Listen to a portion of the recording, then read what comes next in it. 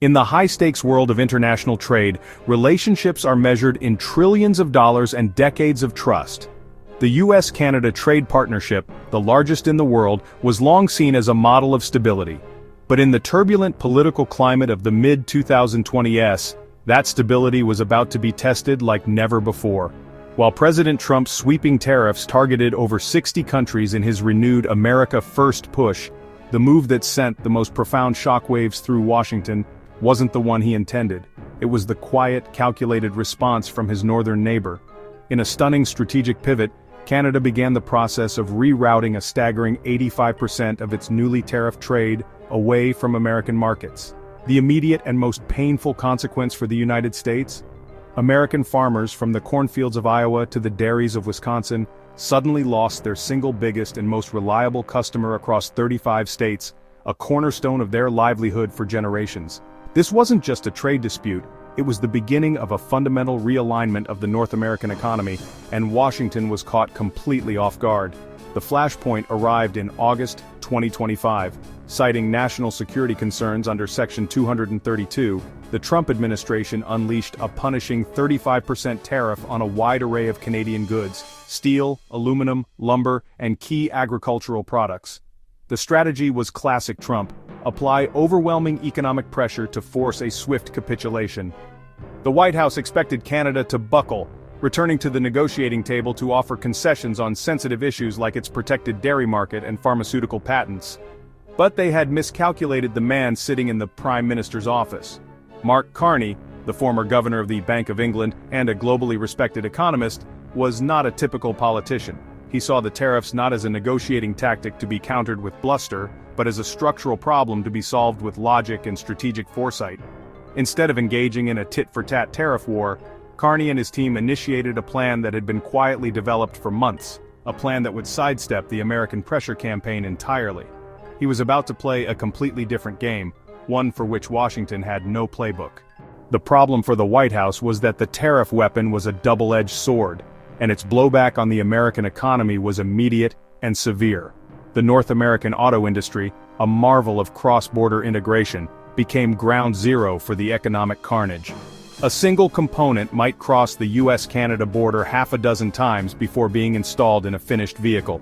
The 35% tariff acted like a sledgehammer to this delicate supply chain.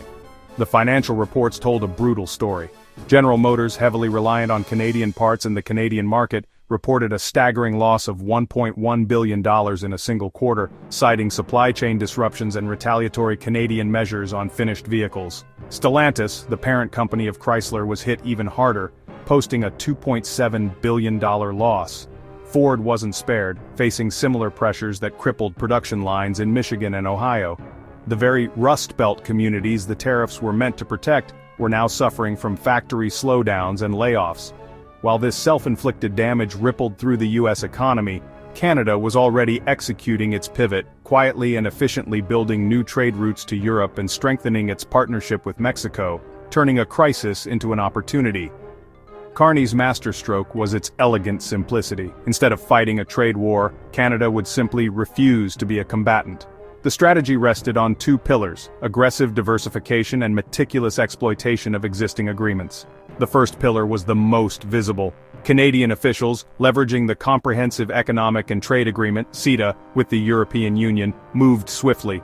Vast shipments of Ontario and prairie grain, once destined for U.S. mills, were rerouted to European ports. The Canadian steel industry, facing a 35% barrier to its largest market, didn't shut down, it pivoted. Production was redirected to fulfill new long-term contracts with manufacturing giants in Asia. But the second pillar was the most brilliant. Carney's government understood that Trump's tariffs, imposed under a national security pretext, existed outside the framework of the USMCA trade pact. This meant that the vast majority of trade, nearly 90% of the total volume, remained completely tariff-free. Canada's government worked with its industries to maximize trade in these protected lanes, while surgically redirecting only the tariff-hit goods. They weren't abandoning trade with the US, they were optimizing it, treating the tariffs like a logistical obstacle to be engineered around, not a declaration of war to be answered. This calm, methodical approach stood in stark contrast to the global norm. In Trump's first term, many countries faced with similar threats had rushed into reactive, often lopsided deals to avoid economic pain. They engaged in loud public retaliations that often hurt their own consumers. Canada chose a different path, one rooted in what insiders called patient preparation. For over a year before the tariffs hit, a special cabinet committee had been wargaming this exact scenario. They had already identified alternative markets, calculated the logistical costs of rerouting supply chains, and prepared financial backstops for domestic industries that would need to adapt. While other countries panicked, Canada analyzed. While others retaliated, Canada diversified. This wasn't a passive strategy. It was an active, deliberate, and disciplined long game. It was a strategy designed to make Trump's primary weapon, unpredictability and economic intimidation, completely irrelevant. By refusing to be provoked, by treating the problem as economic rather than political, Canada systematically dismantled the leverage the White House thought it had, leaving Trump's pressure tactics powerless. Inside the White House, the shock was palpable. President Trump, accustomed to his tariff threats bringing nations like Japan and even the European Union to the table for concessions, was now facing an unprecedented situation. His go-to weapon, the one that had redefined global trade dynamics, had effectively been neutralized. Reports from White House insiders described a president growing increasingly frustrated, demanding to know why the Canadians weren't feeling the pain. The answer was that they had found an antidote. The tariff weapon had hit a solid wall with Canada because the U.S. administration had fundamentally misunderstood the nature of its opponent. They had expected a political fight, but Canada gave them a logistical workaround.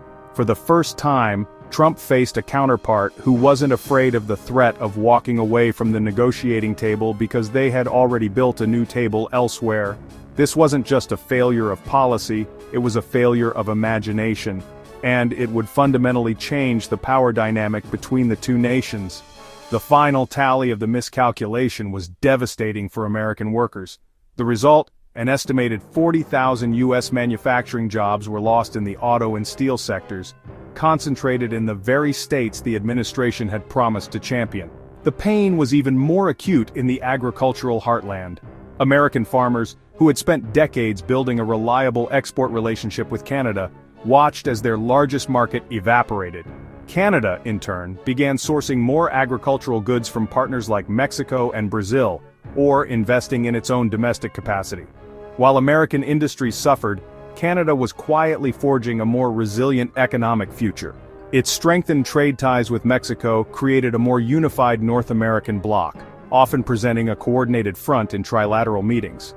Its new, robust trade routes to Europe and Asia diversified its economy, making it less vulnerable to future shocks from any single trading partner. Canada was building a level of economic independence that President Trump and his advisors never saw coming. In the end, the Great Tariff Shock of 2025 became a defining case study in modern economic statecraft.